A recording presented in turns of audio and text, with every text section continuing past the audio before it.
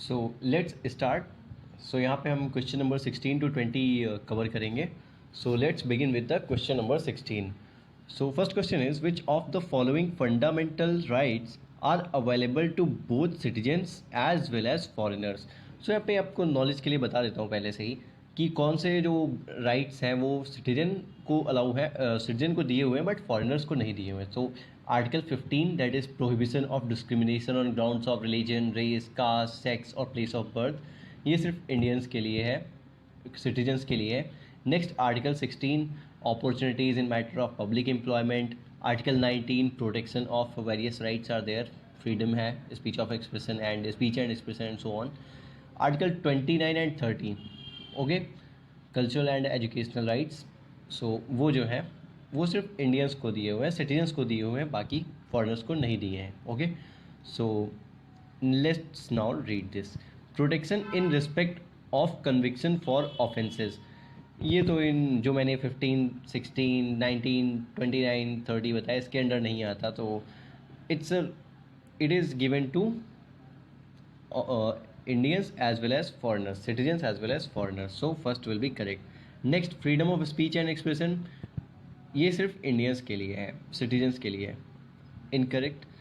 Next, freedom to manage religious affairs, again provided to citizens as well as foreigners. So third will also be correct. And then protection of interest of minorities, this is not given to foreigners. Okay, so incorrect. So आपको याद रखना है 15, 16, 19, 29 and 13 ये सिर्फ citizens के लिए हैं, foreigners के लिए नहीं है। So what is correct, which code will be correct here? So correct answer के लिए पूछ रहा है तो 1 and 3 only, that is C will be the correct option here. Let's move to the next question, that is question number 17। So here is the question number 17. Question is, right to privacy is protected as an intrinsic part of right to life and personal liberty, that is article number 21. Which of the following in the Constitution of India correctly and appropriately imply the above statement? So कौन सा देखते हैं? First is article 14 and the provisions under the 42nd amendment to the Constitution, but ये तो article 21 के under आता है। First statement is wrong, first option is wrong. Next, article 17 and again incorrect होगा क्योंकि ये आर्टिकल 21 के अंडर आता है। सो सी स्टेटमेंट आप सीधा देख सकते हो, article 21 and the freedom guaranteed in part 3, ये करेक्ट होगा statement.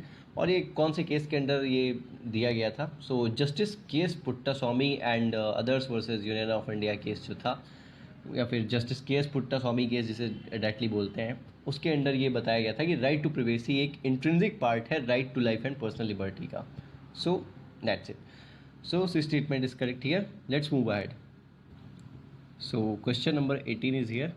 Which of the following statements reflect the view of libertarians on equality? तो आपके लिए एक टास्क यहाँ पे, आप लिबरल्स के बारे में पढ़ो थोड़ा सा, बहुत सिंपल सा है ये, तो हम डिस्कस कर लेंगे और यहाँ पे करेक्ट आंसर कौन से हैं वो हमें देखना है 1, 2, 3 में। So let's see. They believe open and fair competition is necessary to achieve equality. Yes, liberals ये मानते थे, so this will be correct. Next, they believe public control over essential resources is necessary to achieve equality. ये किसका था? अभी आप simple सी बात है, सोशलिज्म का पार्ट है ये, ओके, नॉट लिबरलिज्म।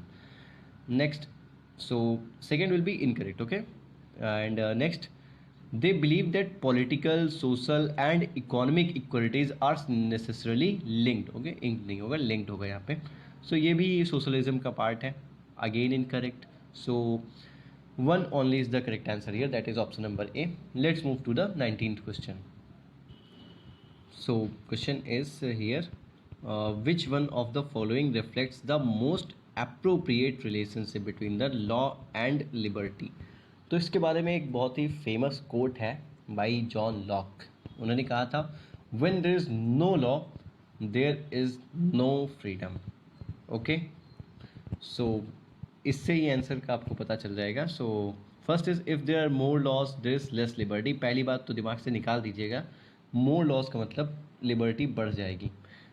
रोज़ हम लॉ जो और बहुत सारे आते रहते हैं, ओके, और ज़्यादा लॉ आते हैं तो हमें और ज़्यादा लिबर्टी मिलती है।